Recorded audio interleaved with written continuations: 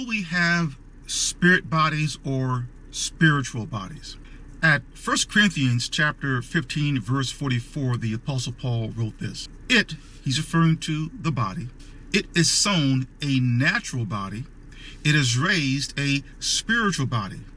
If there is a natural body, there is also a spiritual body.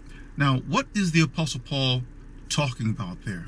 He's talking about the resurrection from the dead. That is, persons dying and being resurrected, they take on or will be given a different type of body. At present, our natural bodies are full of sin. When we die and we are buried, we're sown, that is planted, put back into the womb of the earth. So our present natural bodies, when they die, go back into the earth, that is sown in sin. At the resurrection, those bodies are raised a spiritual body. Let me explain this. A natural body is a flesh and blood body. You're looking at one right now. Look at yourself. Look at those who are around you. You have natural bodies. And within those natural bodies, those flesh and blood bodies, is sin. We can't help but have sin within our bodies. Because if we did not have sin in our bodies, we would not die. You see, the soul that is sinning, it itself will die. This is written at Ezekiel chapter 18, verse 4. The Apostle Paul wrote at Romans chapter 6, verse 7, that the one who has died has been freed from sin. The Apostle Paul also wrote at Romans chapter 6, verse 23, that the wages sin pays, or the wages of sin, is death. So our deaths are full payment for any sins we commit in this lifetime. So our natural bodies, these bodies we have right now, they're sown a natural body. When we're resurrected, and that our deaths are full payment for any sins that we have committed, we come out of the grave with no sin on us. And we will have what is called a spiritual body. A spiritual body is also a flesh and blood body. The difference between a natural body and a spiritual body is that a natural body has sin in it. A spiritual body, the ones that we will get when we're resurrected from the dead, will not have any sin in them. But both are flesh and blood bodies.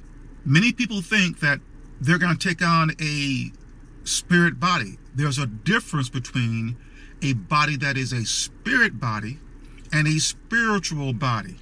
Angels, God himself, Christ, the ascended Christ, all have spirit bodies.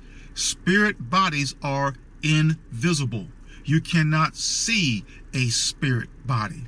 So please don't confuse a spiritual body with a spirit body.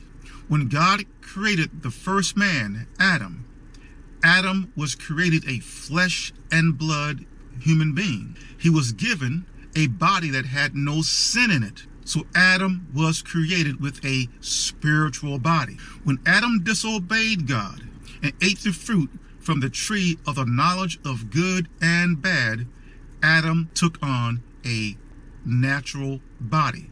He sinned. And true to what God told him, in the day that you eat, you will die. Adam died.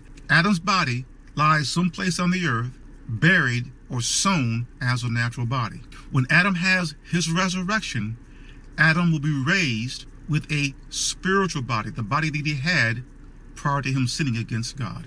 No human being will have a spirit body, because if they would take on a spirit body, that would mean that they will be converted from man, that is mankind, to angel or angel kind. We're not angels. We will never be angels. Something else to consider.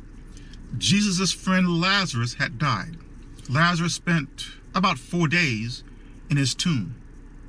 And after 4 days, I would think that Lazarus' body would have began to decay and stink.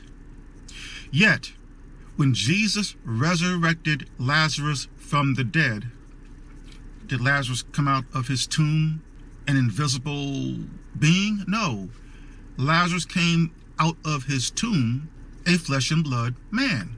Likewise, in the future, when we're given our spiritual bodies, which are clean with no sin in them, we can choose to sin against God. We can choose to be disobedient to God.